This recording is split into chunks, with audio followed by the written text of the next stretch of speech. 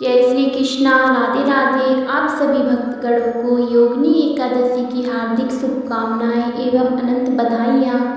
चलिए आज सुनते हैं आषाढ़ कृष्ण पक्ष की योगिनी एकादशी की व्रत कथा।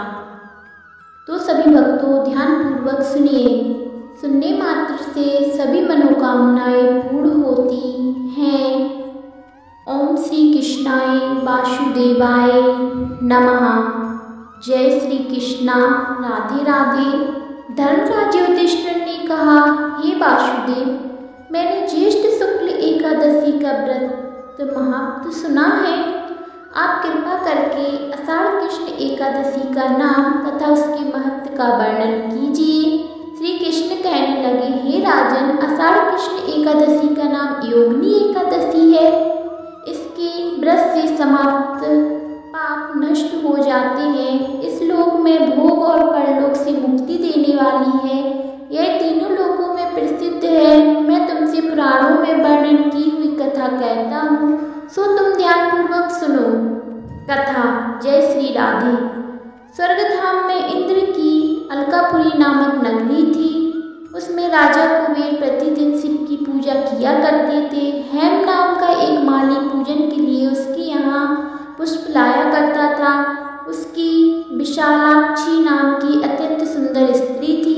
एक दिन वह मानसरोवर से पुष्प तो ले आया, परंतु कामासक्त होने के कारण वह अपनी स्त्री से रमण करने लगा और दोपहर तक पुष्प लेकर राजा के पास नहीं पहुंचा। उधर राजा उसकी राह देखता रहा।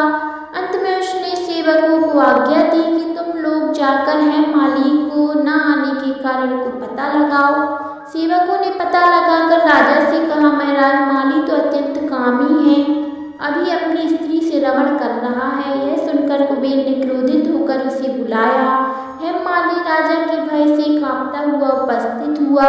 राजा कुबेर क्रोध के मारे कांपते हुए कहने लगे, अरे पापी नीच कामी, तूने मेरे परम पूजनीय ईश्वर शिव जी महाराज का अनादर किया है। इसलिए मैं तुझको श्राप देता हूँ कि तू स्त्री वियोग सहेगा और मृत्यु लोक में जाकर कोढ़ी बनेगा।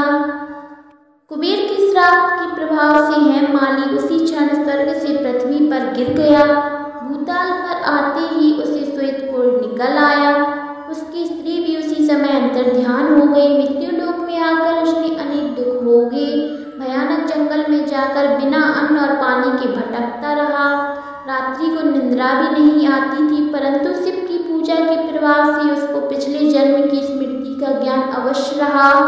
घूमते घूमते एक बार वह मार्कंडी ऋषि के आश्रम में पहुंच गया, जो अत्यंत वृद्ध और तापवान थे। हेम माली वहां जाकर उनके चरणों में गिर गया। उसको देखकर मार्कंडी ऋषि बोले, तूने ऐसा कौन सा पाप किया है जिसके प्रभाव से तू कोढ़ी होने का महान दुख भोग रहा है। हेम माली कहने लगा, मैं राजा कुबेर का सेवक हेम माली हूँ।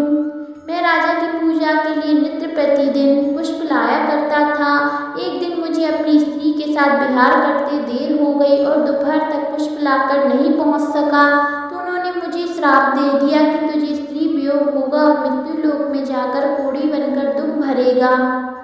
इस श्राप से कोढ़ी होकर अत्यंत दुख भोग रहा हूँ। अतः आप कोई ऐसा उपाय बतलाइए ऋषि मुनि, जिससे मेरा यह दुख दूर हो जाए। इस पर मार्कंडी ऋषि बोले, तूने मेरे सन्मुख सत्य वचन कहे हैं, इसलिए मैं तेरे उद्धार के लिए एक व्रत बताता हूँ। यदि तू आषाढ़ मास के कृष्ण पक्ष की योगिनी नामक एकादशी का व्रत विधि पूर्वक करेगा तो तेरे सभी पाप नष्ट हो जाएंगे। यह सुनकर हेम माली ने अत्यंत प्रसन्न होकर मुनि को साष्टांग प्रणाम किया। हेम माली ने मुनि की कथा अनुसार विधि पूर्वक योगिनी एकादशी का व्रत किया और इसके प्रभाव से अपने पुराने स्वरूप में आकर अपनी स्त्री के साथ आनंद पूर्वक रहने लगा। भगवान श्री कृष्ण बोले, हे राजन, यह योगिनी एकादशी का व्रत 88,000 ब्राह्मणों को भोजन कराने के बराबर फल देता है। इसके व्रत से समस्त पाप दूर हो जाते हैं और अंत में स्वर्ग की प्राप्ति होती है।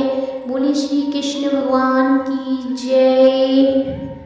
आप सभी भक्तों को कथा अच्छी लगी हो तो चैनल को जरूर से सब्सक्राइब करें, लाइक, कमेंट, शेयर करें और कमेंट में जय श्री हरि विष्णु जरूर लिखें। जय श्री राधे, जय श्री राधे।